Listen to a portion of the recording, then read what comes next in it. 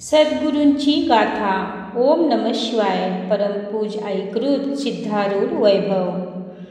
पण मठातील आयते अन्न आपण सेवन करावयाचे नाही, अशा विचाराने रोज 2 प्रहरी 5 घरी भिक्षा मागून त्यांच्यावर सिद्धबाळ आपला निर्वाह करू लागले.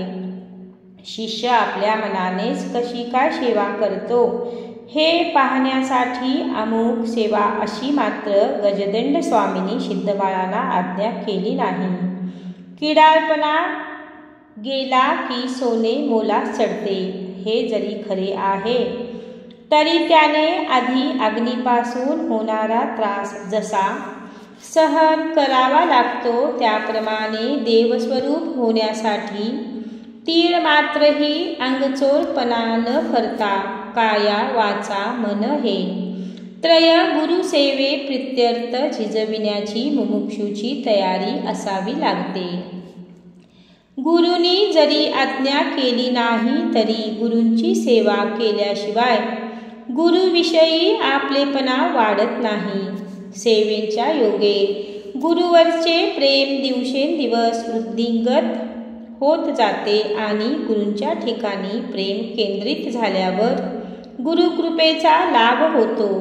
करिता मुमुक्षूने आपले हृदय परिपूर्ण पवित्र होईपर्यंत गुरुसेवेत खंड पडू देऊ नये.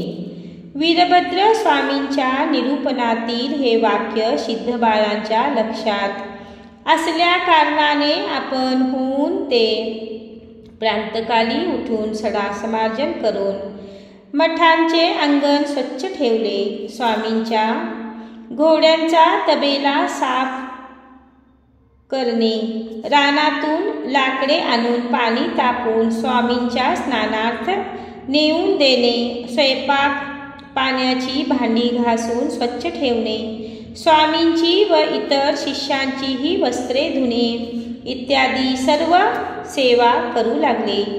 केवळ सद्गुरूंच्या सहवासात राहिल्याने त्यांची कृपा संपादिता येते असे नाही.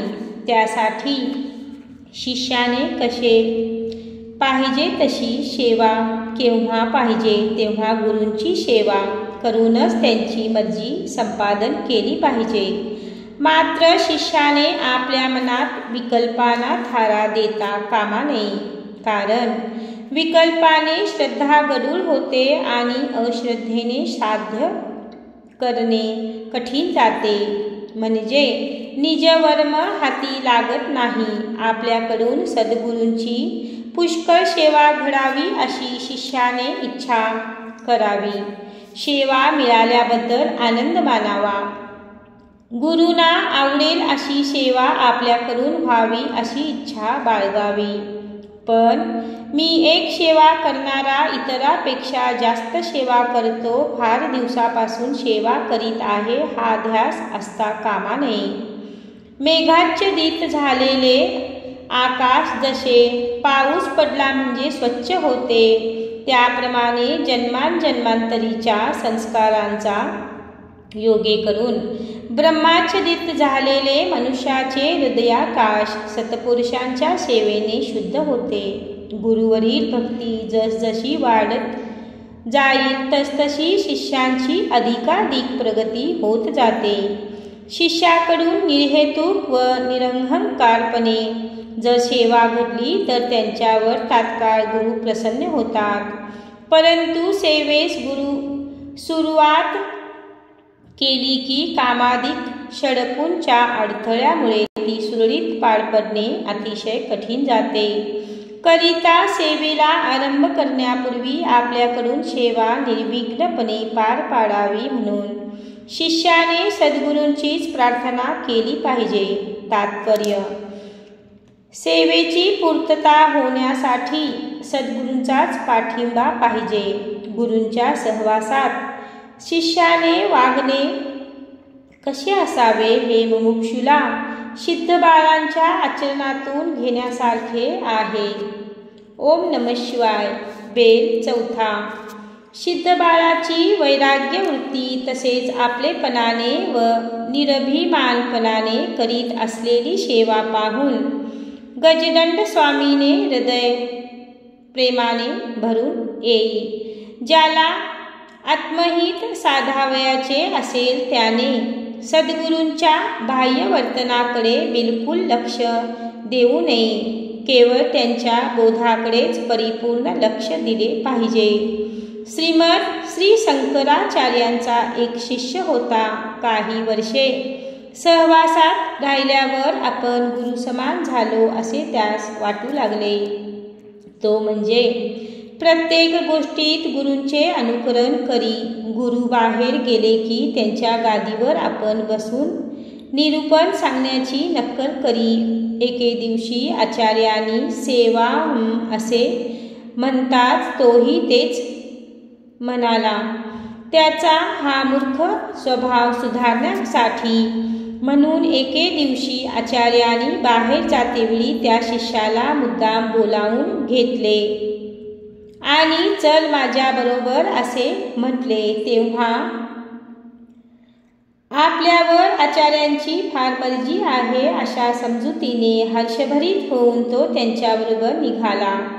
वाटेवर लोहारांची भट्टी लागतात. आचार्य तेथे थांबले आणि लोहारास म्हणाले, मला फार तहान लागली आहे, थोडा लोखंडाचा रस प्यायला द्या.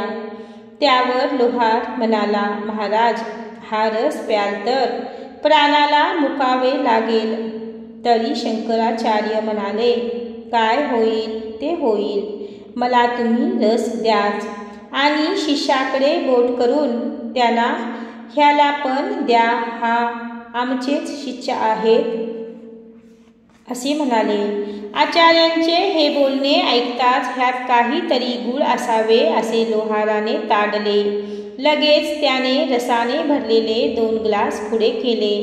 तेव्हा शिष्य म्हणाला, महाराज, मला तहान लागलेली नाही. शंकराचार्य म्हणाले, तहान जरी लागलेली नाही तरी मी जे काय करतो ते तुला करावयाचे आहे ना, म्हणून हा रस पण तुला प्यावलाच लागणार. तात्पर्य, अशा वर्तनाने शिष्य गुरुकृपेला अपात्र ठरतो. ज्याची आत्मसाक्षाताची उत्कट लालसा असेल तोच एक गुरूंच्या बाह्य वर्तनाकडे लक्ष न देता अंतःपूर्वक गुरुबोध श्रवण करतो. मठात रोज सकाळी 2 तास व संध्याकाळी 2 तास गजदंड स्वामींचे निरूपण होई.